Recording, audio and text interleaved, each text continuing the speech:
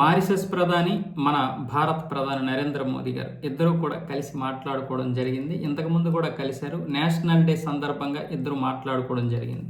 ఈరోజు ఇద్దరు మాటల్లో మారిషస్లో మన సంస్కృతి సాంప్రదాయాలు ఏ విధంగా అయితే కొనసాగుతున్నాయో అదేవిధంగా మన వ్యాపార వాణిజ్యాలు కూడా అదే విధంగా కొనసాగించాలి. ఇక నుంచి ఎవరూ కూడా మన మధ్యలోకి రాకుండా ఉండాలి అంటే మనం ఇప్పటి నుంచే బలమైనటువంటి బంధంగా ఏర్పడాలి. ఇంతకుముందే 10 సంవత్సరాల క్రితమే నరేంద్ర మోదీ గారు వచ్చిన తర్వాత వచ్చిన సంవత్సరంలోపే ఈ మారిషస్లో ఆయన భాగస్వామ్యంతో ఆయన యొక్క విధానాలు అయితే ఇక్కడ ప్రారంభమయ్యాయి. అంటే భారత్ యొక్క విధానాలు ప్రారంభించారు. ఎందుకంటే ఇక్కడ హిందూ మహాసముద్రంలో ఇక్కడ చైనా వచ్చేసి తన యొక్క ప్రాభవాన్ని పెంచుకోవడానికి చూస్తుంది. దాన్ని అడ్డుకట్ట వేస్తూ ఇప్పుడు మారిషస్ భారత్ అయితే జతకట్టాయి. గత 10 సంవత్సరాల నుంచే కడుతున్నాయి. ఇప్పుడు అక్కడ పార్లమెంట్ భవనానికి కూడా మనం ఆర్థికంగా ఫండ్ కూడా ఇస్తున్నాం మారిషస్కి. ఇది మేము మన ప్రజాస్వామ్యానికి తల్లి వంటి భారతదేశం మీకు ఇస్తున్నటువంటి ఒక గిఫ్ట్ అనుకోండి అంటూ నరేంద్ర మోదీ గారు చెప్పడం జరిగింది. ఇంతకుముందు కూడా ఆయన 10 సంవత్సరాల క్రితం security and growth for all in the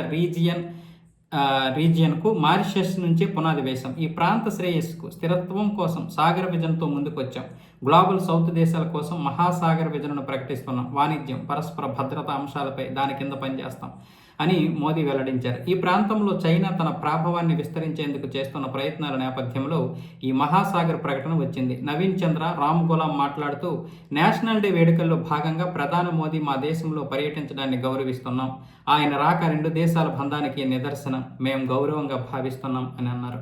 ఇద్దరు ప్రధానుల భేటీ తర్వాత ఈ మేరకు సంయుక్త మీడియా సమావేశంలో మాట్లాడారు. అంటే మీరు చూడండి, ఒకవైపు చైనా పీఓకే మీద కన్నేసింది. అక్కడ గుప్త నిధులు ఉన్నాయి, ఈ ఖనిజ సంపద ఉంది, దీంతోపాటు గుప్త నిధులు ఉన్నాయి. వీటి మీద కన్నేసింది చైనా. ఎలాగైనా సరే పీఓకేని తన దీనంలోకి తెచ్చుకోవడానికి. ఇప్పుడు భారత్ ఏం చేస్తుందంటే పీఓకేని మనం విలీనం చేసుకోవడానికి ప్రయత్నం చేస్తున్నాం. మన భూభాగమే అది. ఇప్పుడు చైనా తీసుకుంటే ఆక్రమించుకున్నట్లు, లేదా పాకిస్తాన్ తీసుకున్నట్లు ఆక్రమించుకున్నట్లు, అంటే ఆక్యుపై చేసినట్లు. కానీ భారత్ భూభాగంలో కలిస్తే విలీనమైనట్లు. మంద కాదు అది.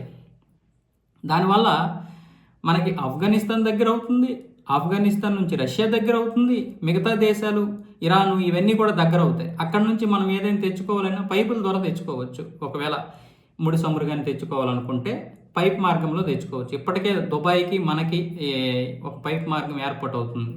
అలాంటిది ఇప్పుడు ఇంకా దగ్గర అవుతుంది కదా. దీనివల్ల అనేక లాభాలు ఉన్నాయి పీఓకే వల్ల. ఆ విధంగా చైనా కట్టడి చేశాం. బలోచిస్తాన్ కూడా ఇప్పుడు చైనా ఖనిజ సంపద మీద కన్నేసింది. బలోచిస్తాన్లో ఉన్నటువంటి ఖనిజ సంపద మీద. అక్కడేమొచ్చేసి బలోచిస్తాన్ లిబరేషన్ ఆర్మీ ఇప్పుడు చైనాకి అడ్డుకట్ట వేసే ప్రయత్నాలు అయితే చేస్తుంది. చివరికి పాకిస్తాన్ని బెదిరించి ట్రైన్స్ని అలాగే రకరకాల వాహనాల్ని హైజాక్ చేసి మరీ అక్కడ అది అడ్డుకట్ట వేస్తుంది. చైనాని ఎలాగైనా సరే అడ్డుకట్ట వేయాలని. మరొక వైపు ఇప్పుడు మారిషస్ ద్వారా అనేక దేశాల నుంచి ఒక మద్దతు తీసుకుంటూ చైనాకి అడ్డుకట్ట వేయడంతో పాటు మనం కూడా వ్యాపార పరంగా చైనా ఏ విధంగా అయితే చీప్ క్వాలిటీతో చేస్తుందో మనం మంచి నాణ్యమైనటువంటి వస్తువులు తయారు చేస్తూ ఇప్పుడు భారతదేశం నుంచి అనేక దేశాలకైతే మనం విక్రయిస్తున్నాం. దీనివల్ల మనకి 250% వ్యాపార వాణిజ్య పరంగా మనం అయితే పెరిగాం. చైనా దగ్గర కూడా ఇంచుమించు 20% వాణిజ్యం దిగుమతులు తగ్గించాము. చైనాకి 20% దిగుమతులు పెంచాము కూడా ఈ 10 సంవత్సరాల కాలంలో ఈ మేక్ ఇన్ ఇండియాలో భాగంగా.